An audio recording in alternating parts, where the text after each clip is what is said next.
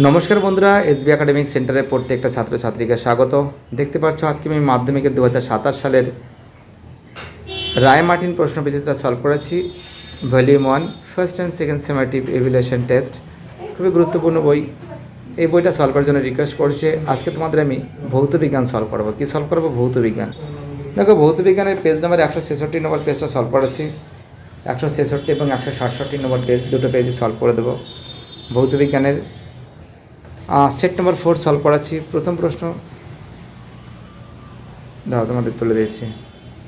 প্রথম প্রশ্ন বলেছে 1.1-এ ফায়ার আইস বা আগুনের বরফ হলো মিথেন হাইড্রেট। খুব ইম্পর্টেন্ট কোশ্চেন কিন্তু, বা এখান থেকে এরকম টাইপের কোশ্চেন আসে মাধ্যমিকে। আমি অনেকবার দেখেছি যে ফায়ার আইস কাকে বলে বা আগুনের বরফ কাকে বলে, এই যে প্রশ্নটা এবং এর সংকেতটাও দেওয়ার চান্স খুব বেশি আছে। মিথেন হাইড্রেট পড়বে।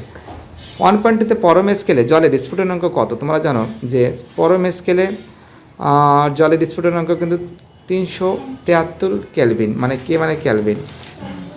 1.3-তে গাড়ির ভিউ ফাউন্ডার হিসাবে ব্যবহৃত হয় উত্তল দর্পণ। গাড়ির ভিউ ফাউন্ডার হিসাবে ব্যবহৃত হয় কি? উত্তল দর্পণ।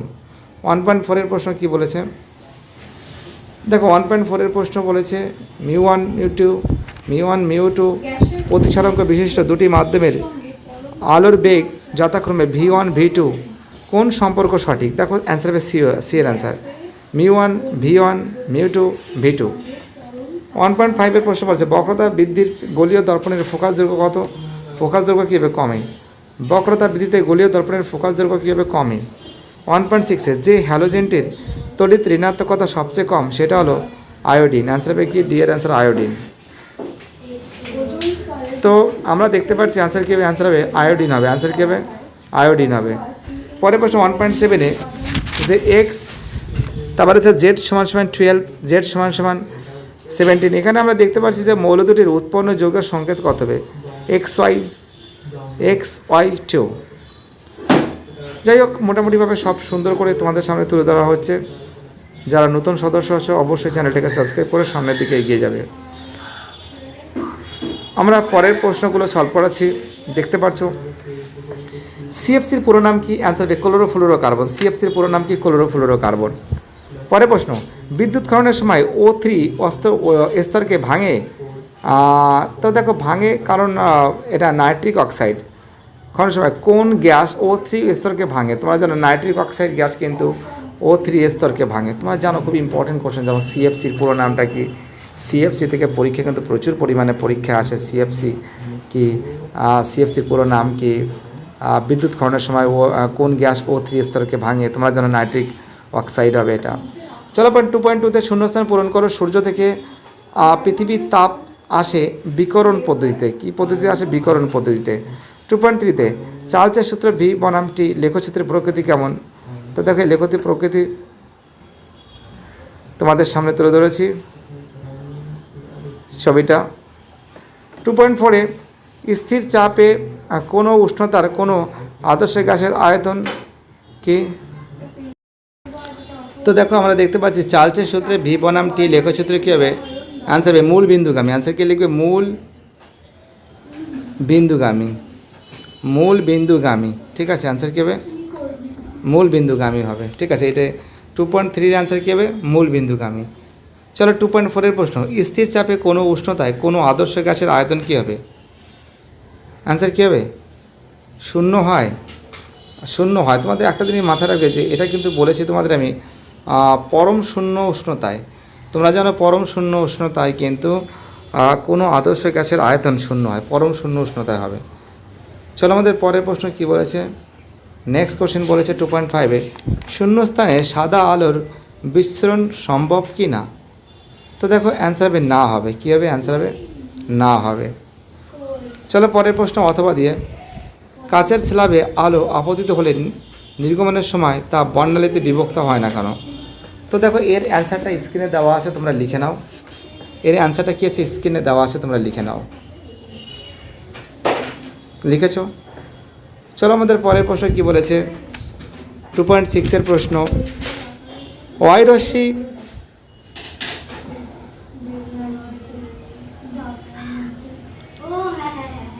ও এক্স রশ্মির তরঙ্গ দৈর্ঘ্য কার বেশি? তোমরা জানো এক্স রশ্মির তরঙ্গ দৈর্ঘ্য সব থেকে বেশি। পরের প্রশ্ন কী বলেছে, অর্থাৎ আমরা দেখতে পাচ্ছি যে এটা কিন্তু হবে এক্স রশ্মি। 2.7 এর অ্যান্সার কী বলেছে, কোনো বর্ণের আলোর জন্য কাচের প্রতিসরাঙ্ক সর্বনিম্ন হয়, অ্যান্সার হবে লাল বর্ণ। 2.8 যে প্রশ্ন বলেছে নিষ্ক্রিয় গ্যাসগুলির যোজ্যতা কত, তোমরা জানো নিষ্ক্রিয় গ্যাসগুলির যোজ্যতা কত, 0। অথবা পরে প্রশ্ন, একটি ক্ষারীয় মৃত্তিকা ধাতুর উদাহরণ দাও, অ্যান্সার হবে বেরিলিয়াম, অ্যান্সার কী লিখবে, বেরিলিয়াম। 2.9 এমজিও যৌগ গঠনে এমজি পরমাণুর কতগুলো ইলেকট্রন বর্জন করে, অ্যান্সার হবে 2টি ইলেকট্রন বর্জন করে। তো দেখতে পাচ্ছি এই যে প্রশ্নগুলো আছে সেগুলো দেখে নাও। তোমাদের গ্রুপ সি এর যে প্রশ্নগুলো আছে টোটাল 6টা, 3.6 পর্যন্ত, দেখা যাক কতটা সলভ করতে পারি। আমার তরফ থেকে চেষ্টা অবশ্যই 100% থাকবে, ঠিক আছে। দেখা যাক তোমাদের এই প্রশ্নগুলো, এখানে যে প্রশ্নগুলো আছে যেমন বলেছে গ্রিন হাউস ইফেক্ট কি, এই যে 6 দুগুণে 12 নম্বর, এই 12 নম্বরের অ্যান্সারগুলো তোমাদের সামনে আমি তুলে ধরছি, দাঁড়াও একটু ওয়েট করো।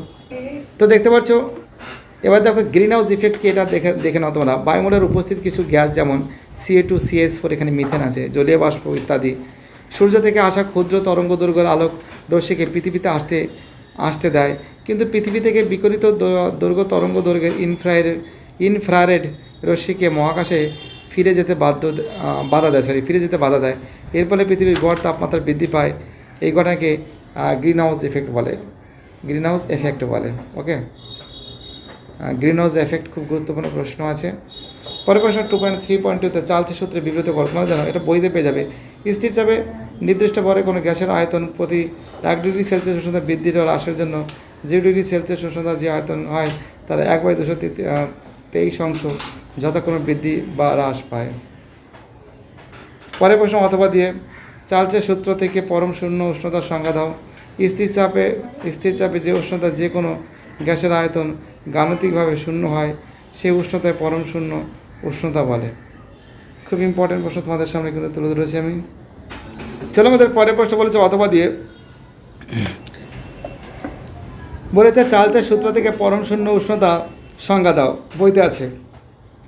স্থির চাপে যে উষ্ণতায় যে কোনো গ্যাসের আয়তন গাণিতিকভাবে শূন্য হয়ে যায় সেই উষ্ণতাকে পরম শূন্য উষ্ণতা বলে। 273 ডিগ্রি সি বা 0কে বলা হয়। 3.3 প্রশ্ন বলেছে আলোক রশ্মি এক মাধ্যম থেকে অপর এক মাধ্যমে প্রতিসরণের ক্ষেত্রে আপতন কোণ ও প্রতিসরণ কোণ 45 ডিগ্রি ও 30 ডিগ্রি হলে প্রথম মাধ্যমে দ্বিতীয় মাধ্যমের প্রতিসরাঙ্ক নির্ণয় করো। খুব ইজি অঙ্ক।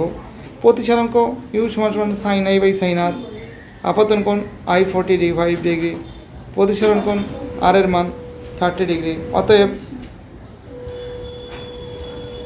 অতএব আমরা দেখতে পাচ্ছি ইউ সমান কি আছে, sin 45 degree by sin 30 degree.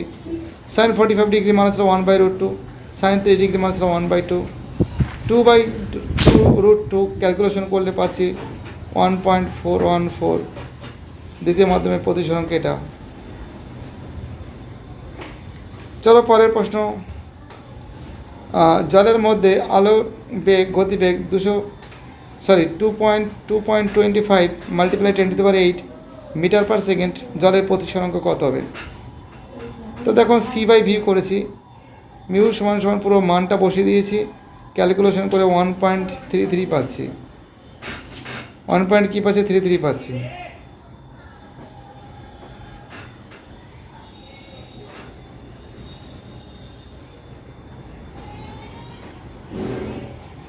চলো আমাদের পরের প্রশ্ন কী বলেছে 3.4-এ, লিখতে থাকো যে মৌলের আয়নন শক্তি বলতে কী বোঝো? লিথিয়াম Na কে আয়নন শক্তির মানের ঊর্ধ্বক্রমে সাজাও।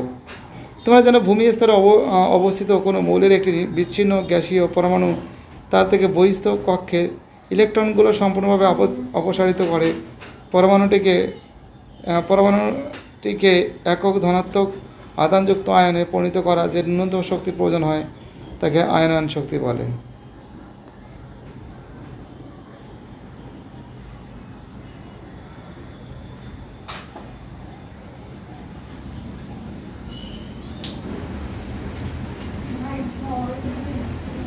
পরের প্রশ্ন কী বলেছে আমাদের, মেন্ডেলের পর্যায় সূত্রের দুটি ত্রুটি লেখো।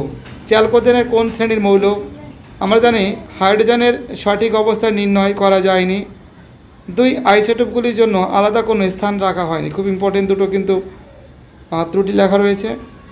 এবং তারপর দেখো পরের প্রশ্ন, এবং চালকদের মৌলগুলো দীর্ঘ পর্যায় সারণী 16 থেকে 17 নং শ্রেণীতে অবস্থিত। ঠিক আছে।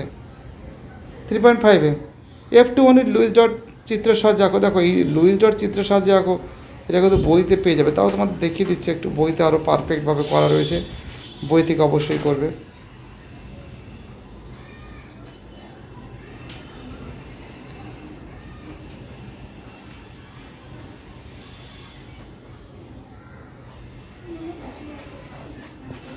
চলো পরের প্রশ্ন 3.6-এর প্রশ্ন। 3.6-এর প্রশ্ন তোমাদের সামনে তুলে ধরেছি। ভিডিওটি দেখার জন্য সবাইকে অসংখ্য ধন্যবাদ জানাই। সবাই ভালো থাকবে।